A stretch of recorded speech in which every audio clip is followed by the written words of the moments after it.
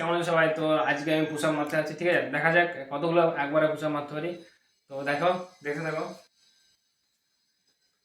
আর এই push up মারার একটা নিয়ম আছে, সম্পূর্ণটা নিঃশ্বাস নিতে হবে। প্রত্যেকটা পুশ আপে একটা করে নিঃশ্বাস নিতে হবে আর পুরোটা উঠতে হবে, ঠিক আছে? চলো।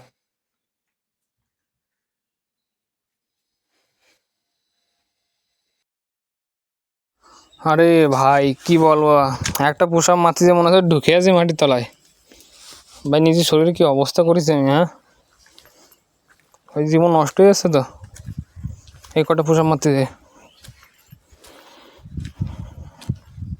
পুরো জীবন শেষ ভাই। এই কটা পুশ আপ মারতেছি, তাও তো বেশি পারবো না মনে হয়, ঠিক আছে? শেষ পুরো, নিজের দেহের এত ওজন বাড়িয়েছে কি বলবো আর।